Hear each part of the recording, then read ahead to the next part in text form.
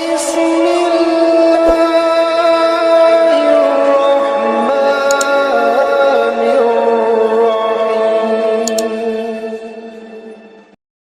بسم اللہ الرحمن الرحیم۔ شروع اللہ کے نام سے جو بڑا مہربان نہایت رحم کرنے والا ہے۔ ناظرین کرام السلام علیکم، امید کرتا ہوں کہ آپ سب ٹھیک ٹھاک ہوں گے۔ بنی اسرائیل کے دو بھائیوں کا آج واقعہ آپ لوگوں کو سنانے جا رہا ہوں، جس کو سنتے ہی آپ کا ایمان اور روح تازہ ہو جائے گی۔ اگر یہ واقعہ آپ لوگوں کو پسند آئے تو ویڈیو کو لائک اور چینل کو سبسکرائب کر دیں۔ بیان کیا جاتا ہے کہ بنی اسرائیل میں دو بھائی تھے، جن میں ایک مسلمان تھا، دوسرا کافر تھا۔ دونوں دریا کے شکاری تھے۔ کافر بت کو سجدہ کرتا تھا، مگر مچھلیوں کے لیے جال تیار کرتا تو اس میں ڈھیروں مچھلیاں آ جاتی کہ اس کو کھینچنا بھی اس کے لیے مشکل ہو جاتا۔ مگر مسلمان کی جال میں صرف ایک ہی مچھلی آتی تھی اور اسی پر صبر کے ساتھ خدا کا شکر ادا تھا۔ اتفاق ایک روز اس مسلمان کی بیوی اپنے مکان کے چھت پر گئی تو اس کی نظر کافر کی بیوی پر پڑی، جو زیور اور بہترین لباس سے آراستہ تھی۔ یہ دیکھ کر اس مسلمان کی بیوی کے دل میں وسوسہ پیدا ہوا کہ کاش میں بھی ایسی ہوتی۔ تو کافر کی بیوی بولی، تو اپنے شوہر کو اس پر آمادہ کر لے کہ وہ بھی میرے شوہر کی معبود یعنی بت کی عبادت کیا کرے، تاکہ تو بھی میری طرح مالدار جائے۔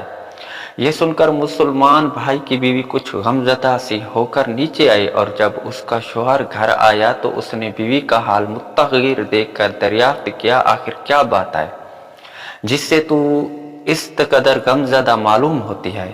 تو وہ کہنے لگی، بس میاں، یا تو تم مجھے طلاق دے دو یا اپنے بھائی کی معبود کی عبادت شروع کر دو۔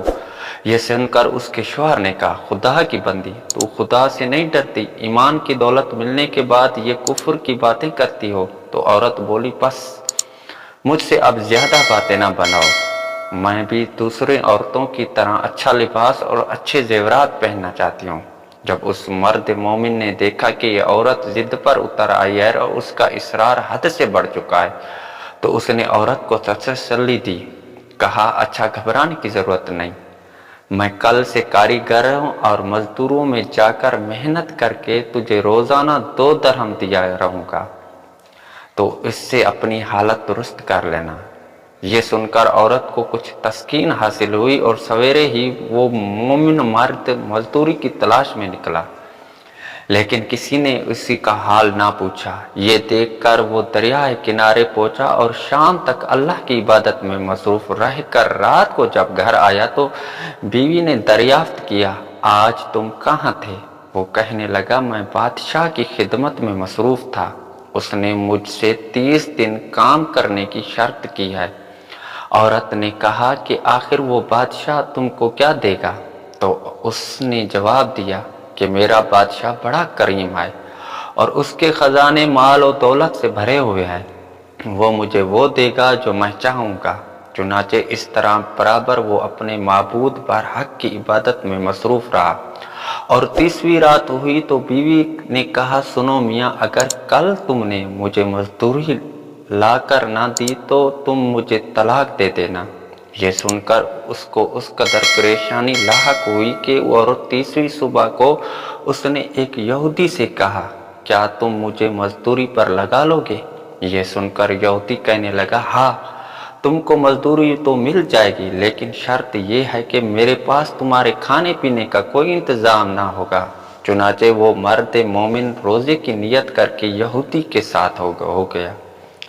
اللہ تعالیٰ کے حکم سے ایک فرشتہ 29 اشرفیاں ایک نورانی طباق میں لے کر اس کی بیوی کے پاس پہنچا اور کہنے لگا، یہ بادشاہ کا قاصد ہوں اور اس نے یہ اشرفیاں لے کر مجھ کو تیرے پاس بھیجا ہے، اور فرمایا، تیرا شوہر ہمارے پاس کام میں تھا، ہم نے اس کو نہ چھوڑا یہاں تک کہ اس نے ہم کو چھوڑ دیا اور یہودی کے پاس چلا گیا۔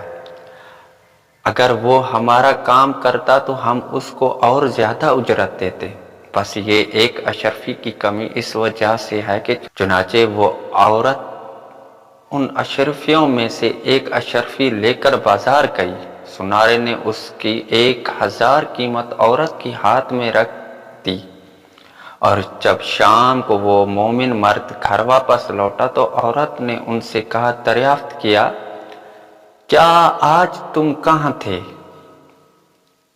اس نے جواب دیا کہ آج میں ایک یہودی کے کام پر گیا ہوا تھا۔ تو بیوی کہنے لگی کہ آخر بادشاہ کی خدمت ترک کر کے تم دوسروں کی خدمت کیوں کرتے ہو؟